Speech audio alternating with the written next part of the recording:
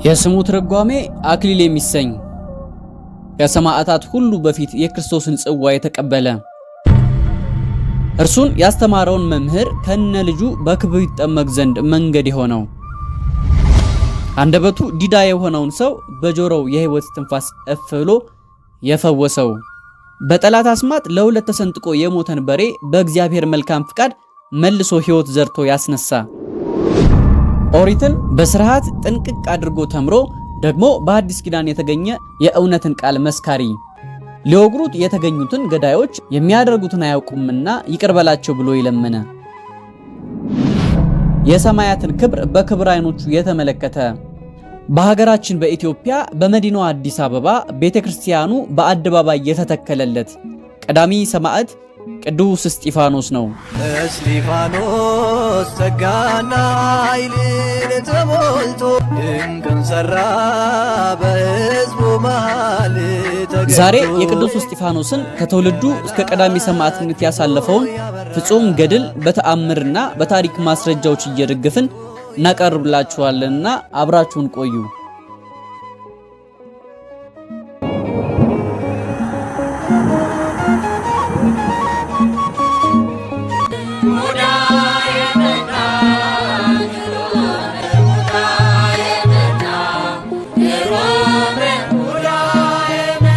በስመ አብ ወወልድ ወመንፈስ ቅዱስ አሐዱ አምላክ። ትውልዱ ከነገደ ብንያም ሲሆን አባቱ ስምዖን እናቱ ሐና ይባላሉ። እነርሱም እግዚአብሔርን ከሚፈሩ ከነቢያትና ከጻድቃን ወገን ናቸው። በመጀመሪያ ሁለት ወንድ ልጆችን ወለዱ። አንዱ ይሁዳ ሲባል ሁለተኛው ደግሞ እስጢፋኖስ ወይም አስተፓኖስ ነው። እስጢፋኖስ የተወለደው ጥር 10 ቀን ነው። የተወለደውን በስለት ነበር። እስጢፋኖስ የሚለው ቃል መደብ ማለት ሲሆን የግሪክ ቃል ትርጉሙም አክሊል ማለት እንደማለት ነው። መጽሐፍ ቅዱስን ወደ ግዕዝ በኋላም ወደ አማርኛ የመለሱት አባቶች በቀጥታ የግሪኩን እስጢፋኖስ የሚለውን ቃል ተጠቅመዋል። ቅዱስ እስጢፋኖስ ምንም እንኳን ስሙ የግሪክ ስም ይሁን እንጂ በትውልዱ አይሁዳዊ ነው። ወላጆቹ ይህንን ስም ሊሰጡት የቻሉት በፍልስጤም ጠረፋማ ከተሞች ይኖሩ ስለነበር የግሪክ ባህልና ቋንቋ ተጽዕኖ አድሮባቸው ይሆናል ተብሎ ይገመታል። ገና ከልጅነቱ ቁም ነገር ወዳድ የነበረው ቅዱስ እስጢፋኖስ በሥርዓተ ኦሪት አድጎ እድሜው ሲደርስ ወደ ትምህርት ቤት ገባ። የወቅቱ ታላቅ መምህር ገማልያ ይባል ነበር። ይህ ሰው በሐዋርያት ሥራ ላይ ተጠቅሶ ይገኛል። በትውፊት ትምህርት ደግሞ ይህ ደግ ትልቅ ሰው በርካታ ቅዱሳንን እስጢፋኖስን፣ ጳውሎስን፣ ናትናኤልን፣ ኒቆዲሞስንም አስተምሯል። በጌታችን መዋዕለ ስብከቱ ጊዜም ከፈጣሪያችን ከኢየሱስ ክርስቶስ ዘንድ እየቀረበ ይጨዋወት ነበር። በፍጻሜውም እምነቱን ተቀብሏል። ቅዱስ እስጢፋኖስ ከዚህ ምሁር ዘንድ ተምሮ ኦሪትን ነቢያቱን ጠንቅቆ ወጣ። ወቅቱ አስቸጋሪና ለኃጢአት ሕይወት የተመቸ ቢሆንም ቅዱሱ ግን የመሲህን መምጣት በጸሎትና በተስፋ ይጠባበቅ ነበር። በወቅቱ ደግሞ ቅዱስ ዮሐንስ የንስሐ ጥምቀትን እየሰበከ መምጣቱን የተመለከተ ቅዱስ እስጢፋኖስ ነገሩን መረመረ። ከእግዚአብሔር ሆኖ ቢያገኘው የመጥምቁ ዮሐንስ ደቀ መዝሙር ሆነ። ለ6 ወራትም በትጋት ቅዱስ ዮሐንስን አገለገለ። ለ6 ወራት ከቅዱስ ዮሐንስ ዘንድ ከተማረ በኋላ ለስም አጠራሩ ስግደት ይድረሰውና ጌታችን ኢየሱስ ክርስቶስ ተጠመቀ። በወቅቱ የተደረገውን ታላቅ ታምር ልብ ያለው ቅዱስ እስጢፋኖስ መምህሩን ቅዱስ ዮሐንስን እንዲያስረዳው ጠየቀው። ከኔ ይልቅ ከፈጣሪው አንደበት ይስማው በሚል ቅዱስ ዮሐንስም ወደ ጌታችን ኢየሱስ ክርስቶስ ላከው። ይህም ነገር በሉቃስ ወንጌል ላይ ምዕራፍ 7 ከቁጥር 18 ላይ እንዲህ በሚል ሐረግ ተቀምጦ እናገኛለን።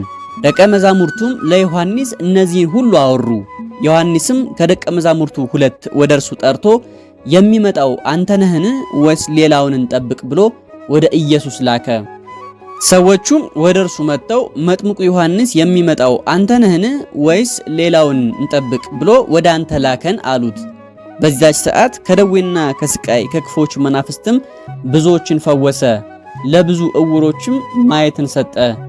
ኢየሱስም መልሶ ሄዳችሁ ያያችሁትን የሰማችሁትንም ለዮሐንስ አውሩለት።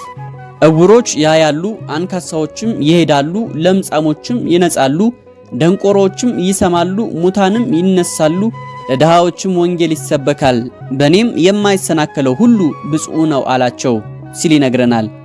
ቅዱስ እስጢፋኖስ ወደ ጌታ ከሄዱት ደቀ መዛሙርት አንዱ ነበር። ቅዱሱም ከጌታ ዘንድ ሄዶ እጅ ነስቶ ተማረ። በዚያውም የጌታ ደቀ መዝሙር ሆነ ቀረ። ጌታም ከ72ቱ አርድእት አንዱ አድርጎት ለአገልግሎት ላከው። አጋንንትም ተገዙለት። ቅዱስ እስጢፋኖስ ጌታችን መድኃኔ ዓለም ከዋለበት እየዋለ ካደረበት እያደረ ወንጌልን ተማረ፣ ምስጢር አስተረጎመ። ጌታ በፈቃዱ ስለ እኛ ሞቶ ከተነሳ በኋላ ሲያርግ ደቀ መዛሙርቱን በአንብሮ እድ ባርኳል። በዚህም ጊዜ ቅዱሱ እንደ ወንድሞቹ ሐዋርያት ቅስናን ጵጵስናን ተሹሟል። በበዓለ ሐምሳም መንፈስ ቅዱስ በወረደ ጊዜ ከ72ቱ አርድእት የእርሱን ያህል ልሳን የበዛለት ምስጢርም የተገለጠለት የለም። በፍጹም ድፍረትም ወንጌልን ይሰብክ ገባ። በመጀመሪያዊቱ ዘመን ቤተክርስቲያን ከማዕድ ስርዓት ጋር በተያያዘ ፈተና ሲመጣ በመንፈስ ቅዱስ ምርጫ 7ቱ ዲያቆናት ሲመረጡ አንዱ እሱ ነበር። አልፎም የ6ቱ ዲያቆናት አለቃና የ8000 ማህበር መሪ ወይም አስተዳዳሪ ሆኗል። እነርሱም ቅዱስ እስጢፋኖስ፣ ቅዱስ ፕሮኮሮስ፣ ቅዱስ ጢሞና፣ ቅዱስ ፊልጶስ፣ ቅዱስ ጰርሜና፣ ቅዱስ ኒቃሮና፣ ቅዱስ ኒቆላዎስ ናቸው። ይህንንም የሐዋርያት ሥራ ምዕራፍ 6 ከቁጥር 5 ላይ በግልጽ ሰፍሮ እናገኘዋለን። 8000 ሰውን ከአጋንንት መጠበቅ ምን ያክል ከባድ እንደሆነ አባቶቻችን የሚነግሩን ነገር ነው። አንድን ሰው እንኳን ተቆጣጥሮ ለድህነት ማብቃት ምን ያክል አስቸጋሪ እንደሆነ ሁላችንም የምንረዳው ነው። መጽሐፍ እንደሚለን ግን መንፈስ ቅዱስ የሞላበት ማህደር እግዚአብሔር ነውና ለእርሱ ተቻለው ይለናል። አንዳንዶቻችን ቅዱስ እስጢፋኖስ ሊቀ ዲያቆናት ሲባል እንደ ዘመኑ ዲያቆን ይመስለን ይሆናል። እርሱ በመጀመሪያ ሐዋርያና ካህን ነው። ዲቁና ለእርሱ በራት ላይ ዳረጎት እንጂ እንዲሁ ዲቁና አይደለም። እነዚህም 7ቱ ዲያቆናት ከአባቶቻቸው ከከበሩ ሐዋርያት አይተው የእነርሱንም መንፈስ ተቀብለው ያልተማሩ አሕዛብን ልቦናቸውን ለመስበርና የእግዚአብሔርን ኃይልነት ተረድተው እንዲገነዘቡ በማሰብ ብዙ ድንቅ ተአምራትን ያደርጉ ነበር። ከእነርሱም ውስጥ በዋነኛነት ቅዱስ እስጢፋኖስ በአሕዛብ ፊት ያደረጋቸው ተአምራት እጅግ ድንቅ ናቸው። ቅዱስ እስጢፋኖስ በአሕዛብ መካከል ቆሞ ሲያስተምር ከቆየ በኋላ አንድ አንደበቱ ዲዳ የሆነ ሰው አጠገቡ ቢመጣ በጆሮው የሕይወት እስትንፋስ እፍ ቢልበት መስማት የማይችለው መስማት ቻለ። በዚህም ጣዖት አምላኪው ናዖስና ተከታዮቹ ሁሉ ወደ ቅዱስ እስጢፋኖስ ተመለሱ። ጣዖት አምላኪው ናዖስ በድርጊቱ በጣም ከመናደዱ የተነሳ በአጠገቡ የቆመውን በሬ ጠንቋይ ናዖስ በጆሮው እፍ ብሎ ቢተነፍስበት በሬው በምትሃት ለሁለት ተሰንጥቆ በመሞቱ ወደ ቅዱስ እስጢፋኖስ የተመለሱት በናዖስ ምትሃታዊ ድርጊት በመሳባቸው እንደገና ወደ ናዖስ ተመለሱ። ቅዱስ እስጢፋኖስም በዚህ ጊዜ የአሕዛብ ልቦና ወላዋይ እንዳይሆንና እንዳይጠፋም በማሰብ ናዖስ እፍ ብሎ ለሁለት ሰንጥቆ የገደለውን በሬ መልሶ በሕይወት እንዲያስነሳው ናዖስን ጠየቀው። ነገር ግን ናዖስ ያንን ማድረግ አልቻለም። ከዚህም በኋላ ቅዱስ እስጢፋኖስ ናዖስ ዳግመኛ ሕይወት ዘርቶ ማስነሳት ካልቻለ ነገሩ ሐሰተኛ ነው ማለት ነው። እኔ ግን በእግዚአብሔር ኃይልና ድንቅ ሥራ ይህን ለሁለት ተሰንጥቆ የሞተውን በሬ ዳግመኛ ሕይወት ዘርቶ እንዲነሳ አደርገዋለሁ በማለት ወደ እግዚአብሔር ከጸለየ በኋላ በሬውን ማስነሳት ቻለ። ይህንንም ተአምር አድርጎ በማስተማር ልቦናቸው ወላውሎ ወደ ናዖስ የተመለሱትን አሕዛብ ገንዘቡ እንዲሆኑ በእግዚአብሔር ኃያልነት እንዲያምኑም አድርጓል። ናዖስ ባልሸነፍም ባይነትና በአጋንንት ረዳትነት ራሱን ወደ ላይ እንዲያንሳፍፍ አድርጎ በአየር ላይ ቢወጣ ቅዱስ እስጢፋኖስ የእግዚአብሔርን ተአምር በማሳየት በትዕግስት ጠብቆ በአጋንንት ረዳትነት ወደ ላይ የተነሳውን ናዖስ በትዕምርተ መስቀል ቢያማትብበት ይዘውት የነበሩት አጋንንት ሁሉ ለቀውት ሲበተኑ ናዖስም ምድር ደርሶ ተንኮታኩቶ በመውደቁ በጣዖት አምላኪነት የነበሩ ሁሉ ዳግሞ ወደ ቅዱስ እስጢፋኖስ ተመልሰዋል። ስለ ሰማዕቱ ቅዱስ እስጢፋኖስ በመጽሐፍ ቅዱስ ላይ እንዲህ ተብሎ ነው የተጻፈው። እስጢፋኖስም ጸጋንና ኃይልን ተሞልቶ በሕዝቡ መካከል ድንቅና ታላቅ ምልክትን ያደርግ ነበር። የነፃ ወጪዎች ከተባለችው ምኩራብም ከቀሬናና ከእስክንድሪያም ሰዎች ከኪልቅያና ከእስያም ከነበሩት አንዳንዶቹ ተነስተው እስጢፋኖስን ይከራከሩት ነበር። ይናገርበት የነበረውንም ጥበብና መንፈስ ይቃወሙ ዘንድ አልቻሉም። በዚያን ጊዜ በሙሴ ላይ በእግዚአብሔርም ላይ የስድብን ነገር ሲናገር ሰምተናል የሚሉ ሰዎችን አስነሱ። ቀርበውም ያዙት፣ ወደ ሸንጎም አመጡትና ይህ ሰው በዚህ በተቀደሰው ስፍራ በሕግም ላይ የስድብን ነገር ለመናገር አይተውም። ይህ የናዝሬቱ ኢየሱስ ይህን ስፍራ ያፈርሰዋል፣ ሙሴም ያስተላለፈልን ሥርዓት ይለውጣል ሲል ሰምተነዋልና የሚሉ የሐሰት ምስክሮችን አቁሙ። በሸንጎም የተቀመጡት ሁሉ ትኩር ብለው ሲመለከቱት እንደ መልአክ ፊቱ ሆኖ ፊቱን አዩት ሲል የሐዋርያት ሥራ ምዕራፍ 6 ከቁጥር 15 ላይ እናገኘዋለን። አይሁድ በቅዱስ እስጢፋኖስ ላይ ያቀረቡት የክሳቸው ምክንያት ጌታችንን ከከሰሱበት ክስ ጋር በሁለት ነጥቦች ይመሳሰላል። የመጀመሪያው ክሳቸው የሙሴን ሕግ ሽሯል የሚል ነው። የሙሴን ሕግ በመሻር ኦሪት አትጠቅምም፣ አትመግብም፣ አታድንም፣ የሐዲስ ኪዳን ወንጌል ግን ትመግባለች፣ ታድናለች ብሏል ብለው ከሰሱት። ሁለተኛው ክሳቸው ደግሞ እግዚአብሔርንም ይሰድባል የሚል ነበር። ይህም ነገር በሐዋርያት ሥራ የተጠቀሰ ነው። አይሁድም የቅዱስ እስጢፋኖስን የወንጌል ቃል ንግግሮች በእግዚአብሔር ላይ እንደተሰነዘሩ ስድቦች በመቁጠር ነበር የወነጀሉት። የኦሪት የካህናት አለቃውም ቅዱስ እስጢፋኖስ ለተከሰሰበት መልስ ይሰጥ ዘንድ ሲጠይቀው እርሱ ግን ለተከሰሰበት መልስ ከመስጠት ይልቅ ከአብርሃም ጀምሮ እስከ ክርስቶስ ድረስ ያለውን የመጽሐፍ ቅዱስ ጽሑፍ በዝርዝር በሚገባ ተረከላቸው። ቅዱስ እስጢፋኖስም እንዲህ አላቸው፣ ከነቢያትስ አባቶቻችሁ ያላሳደዱት ማን ነው? የጻድቁንም መምጣት አስቀድሞ የተናገሩትን ገደሏቸው። በመላእክት ሥርዓት ሕግን ተቀበላችሁ ያልጠበቃችሁት እናንተም አሁን እርሱን አሳልፋችሁ ሰጣችሁት፣ ገደላችሁትም። ይህንም በሰሙ ጊዜ በልባቸው በጣም ተቆጡ፣ ጥርሳቸውን ማፋጩበት። መንፈስ ቅዱስንም ተሞልቶ ወደ ሰማይ ትኩር ብሎ ሲመለከት ኢየሱስንም በእግዚአብሔር ቀኝ ቆሞ አየ። እነሆ ሰማያት ተከፍተው የሰው ልጅም በእግዚአብሔር ቀኝ ቆሞ አያለሁ አለ።